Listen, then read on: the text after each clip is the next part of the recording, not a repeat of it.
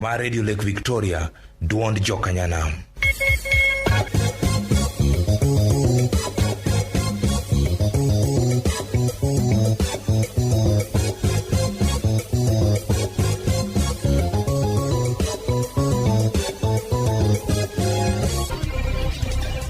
Weche manyien Radio Lake Victoria gi Zakari Kabodo.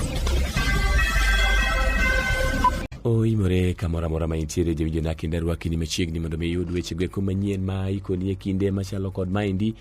Kama okuongo yiena mondo mi achaka kod thuond weche. Jatend migao mano endo mar arita kwe mano ma ipacho e thuru kendi ngire Abraham Kithure Kindiki koro nindi ni e nyim od bura mano endo mamalo kuma bende dae dhoge kod jod bura. Nyithindo makwan gi Roma 7 dhi nyime kod yudo thieth e kar thieth mano ma Bahati e sub-county hospital e kaunti ma Nakuru tokne gichako ramo gi tokne chamo obuolo. Obila ma Kisumu olorone dichuo moro ma jahigni 31 kuom ne riembo nyamburko ma koch mokalo kendo bende ne muomore gi nyamburko nyaka e magawa moro e kadak mano ma Kondele mine ochweyo weyo ka ji 5 ne ohinyore. Weche magweko mamoko mawuok e kaunti mano ma Siaya, lupo gavana mano ma kaunti mano ma Siaya Migosi William Oduol orem koro ni lose wi jatende gavana James Orengo e nyim od bura no endo ma kaunti ma Siaya. To kod bende piny libamba ma Uganda jo Kenya ma kwan girom 32 ng'adne gi tueche od ang'eche kuom higni 20 to kiyudo gi kod ketho mar bedo kod gi lweny mageko mager ataro mano endo mar chik. Mago to kod mamoko bura kamora mora ma intie jawinjo na rwaki ni machiegni mondo mi achiel kachiel gi kithulo niri yud weche gi kakoro tamigi kod ng'iendgi. Mar Radio Lake Victoria, duond Jokanyanam. Jatend migao mano endo mar arita kwe mano ma ipacho e thuru kendi mano ngire Abraham Kithure Kindiki koro nindo chopo e nyim od bura odhiambo ma kawuono niendi mar koro duoko penjo achiel kachiel kuom weche magweko ma bende koro niendi jo od bura mopogore ne dhi chwalo ne e nyim od bura no. Kindiki ne ochako kod duoko penjo mar nek mano mar Daniel Mutembei e gwenge gweko mag Chuka ma bende wachore no negi dwe mano endo mokalo gi joma bende en owuon ne ong'eyo gin mane omiyo joge no chwe mita ne obago ng'anyo. Kolero e wi nek makamano Kindiki bende nowacho ni kapok Mutembei ne otho ne ofwenyo joma bende nonege kuma bende gi sani koro ni to osemakne gi bura e nyim doho. Family of the victim, the late Mutembei, also had hired a lawyer this morning, and both Mr. Mutembei's lawyer and the State Council made a very, very strong argument in an oral application for two things. One, the vacation of the anticipatory bail, which was lapsing today, that it should not be extended. And two, warrants of arrest to issue against the suspects. Kindiki bende koro nolero ni buche kata bura mar chijigweko koro niendi Moscow mano. Kindiki bende koro lero ni bura mano endo mar achije koro sechak winjo e doho mano endo machuka ka wacho ni migape no endo luwo bura no endo machiegni. Kindiki en ye jatend ma migao mano mokwongo ma bende ikuongo dadhoge gi od bura mano mamalo nyaka ne bura od bura ne lok chike ma bende koro ni chwe mita gayo od bura maket kod manoero. Mar Radio Lake Victoria, duond Jokanyanam. Ruoth Goro mano mar duond buche ODM Migosi Edwin Sifuna sani koro nigi oto e wi ikruok ma bende jatend piny owacho mathuru kendi Laktar William Ruto nigo mar winjo twak mano endo kata ywak mano mar kweth mano mar Azimio la Umoja kokalo e lalruok e kind piny owacho mano endo mar Kenya Kwanza kanyakla koda ka bende kweth mageko mobalo kod piny owacho mano endo mar Azimio la Umoja. Sifuna ma bende en achiel kuom jokanyo mageko mag jod bura makwan gi Roma 7 ma bende nie komiti ma bende biro koro ni endi timo lalruok kod jowadgi mageko mag duond bura endo mar Kenya Kwanza bende koro ni endi owacho ni kata nochiwo gik moko adek mamiyo koro ni endi ok oyie kod ker mano mapacho kendi wichung'ne ma bende oseketo ka mokwongo en mano endo mar weche mageko bende okoni en mano mar koroniko ni twak maket kod mano ero nyaka to beda e od bura mano mamalo. Ka mar ariyo en mano endo yiero mano endo mar jaod bura mano endo ma Elders migosi Aden Kinan ma bende yande no yier kod duond bura mano endo mar Jubilee machutho to nitiere bore riwruog siasa mano endo mar Azimio la Umoja ma bende dwachgi kaka Azimio koro ni endi dwaro mondo mi jogo ma chwe mita leng'ore leng'e duond buche nyanyuog lenga koro ni endi lornegi kapod ok gidok ir jopiny mondo mi ochwe ogonegi ombulu kendo. Dwaro mar adek ma bende koro ni Sifuna wacho en mano endo mar rem duoko nengo mano endo mar chiemo ma bende sani koro ni endi oidho malo ahinya to nengo mano endo mar mogo e pacho ka. Mar Radio Lake Victoria, duond jokanyanam. Nyithindo mago makwan gi romo ariyo dhi nyime kod yudo thieth e kar thieth mano ma Bahati Sub County Hospital e kaunti mano Nakuru tok ne gichako ramogi e kinde ma bende ne gichamo obuolo.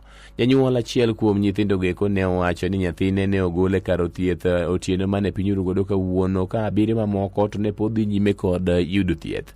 Nyithindo geko wachore ni ne opudho obuolo e puodho moro kendo bende ne gidhi e od achiel kuom jonyuol mag giko kama bende ne gidhi chiemo ema bang'e to ne gichako ywago igi. Achiel kuom jonyuol nyithindo geko ma bende ne ok dwar mondo mi wataji nyinge ne owacho ni nyithindo geko ne ochamo obuolo geko kapok ne gichamo chiemb otieno no.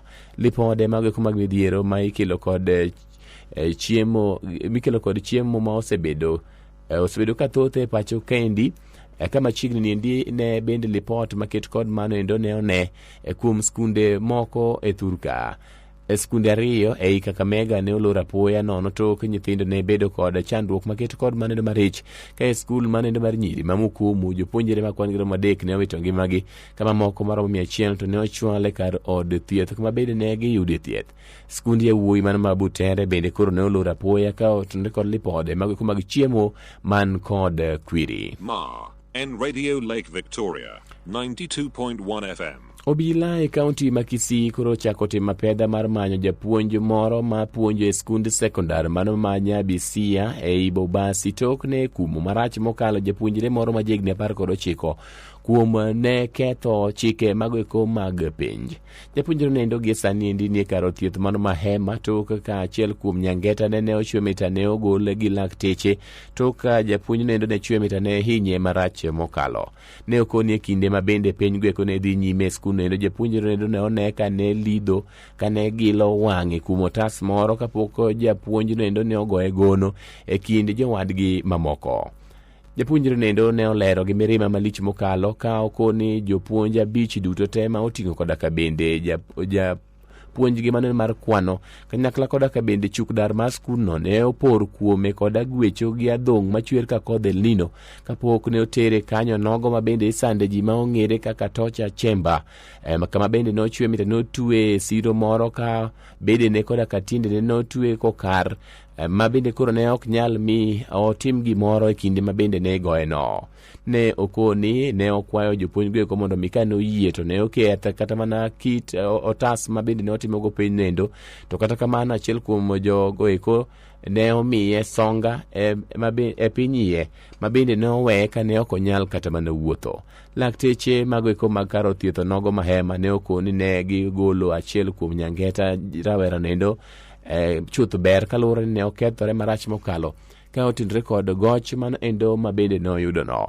Komanda mano mar obila ma Kisii Charles Kasses ne oramo ni achiji no endo nyaka to koro nindi bi kao ne akawo ndamo mager ka olure kod chika. Mar Radio Lake Victoria, duond jokanyanam. Weche gi medo chopo e nyakalondo mar Mihero Putu. Nyakalondo en mano mar Radio Lake Victoria walendo achiel kachiel kuwuok e dho wath mano endo madunga e bomani endi maduong' ma Kisumu. Yiena mondo mi agam muya matin mana thuolo manok kaeto kaduogo tami weche mamoko mawuok Aluo kanyakla koda ka bende pinje mago eko maoko.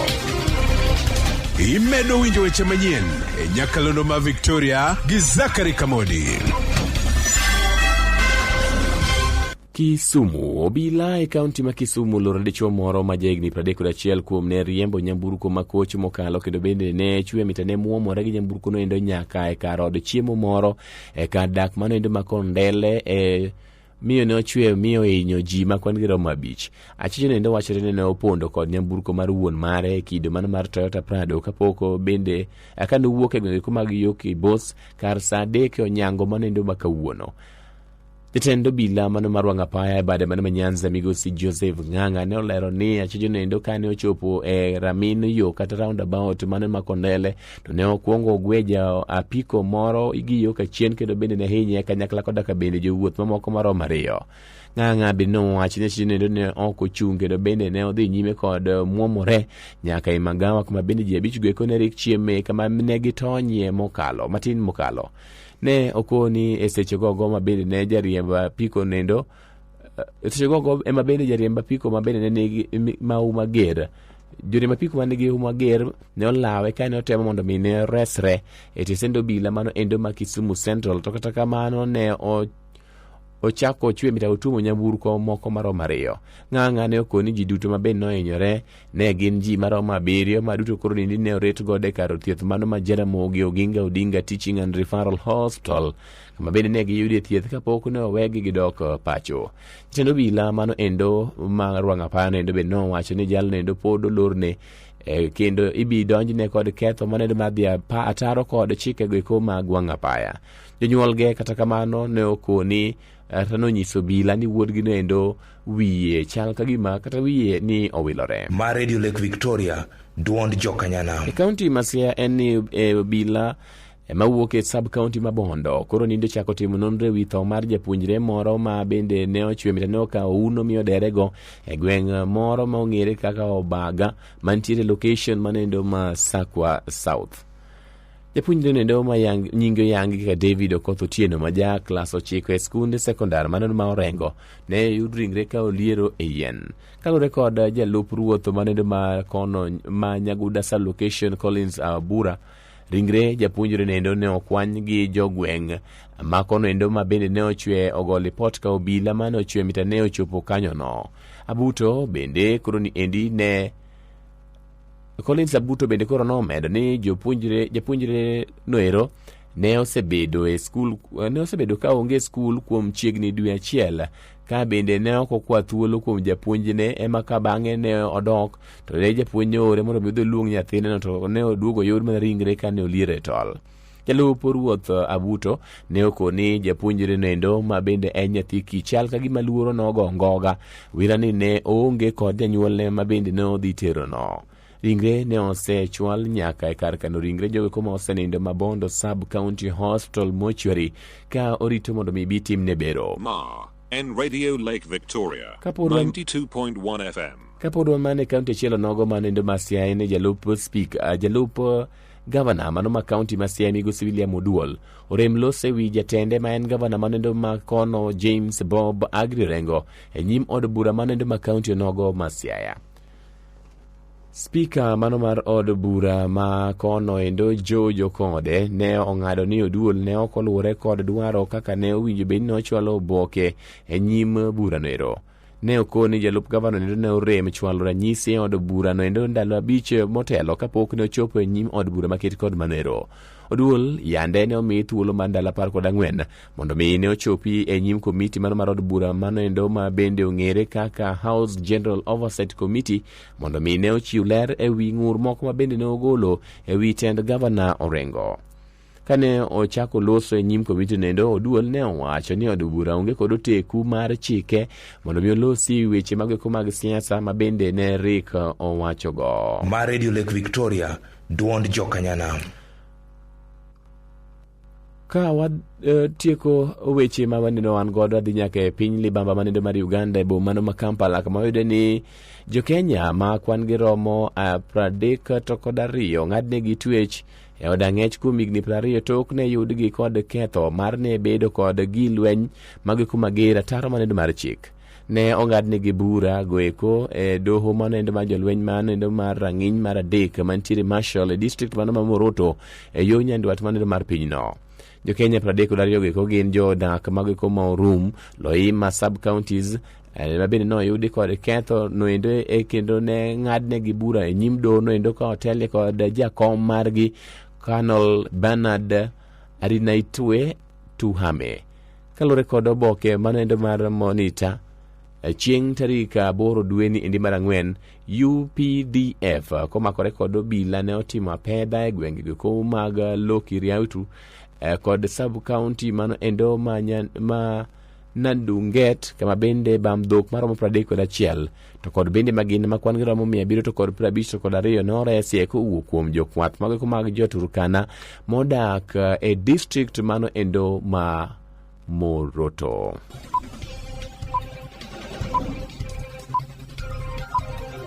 Jawinjona gi kanyo nogo bende mochope gi komi weche manyien laksa apar mano endo masani tudri kendo kod nyakalondo dindi koramo kanyendo saa 1 marang'ich welo thuolo nogo ma ibiro chak yude weche manyien e yonendo mar Animba ka ok mano saa 11 12 weche manyien e yonendo machuok. Riti masani bed kod midhiambo mano endo ma jaber.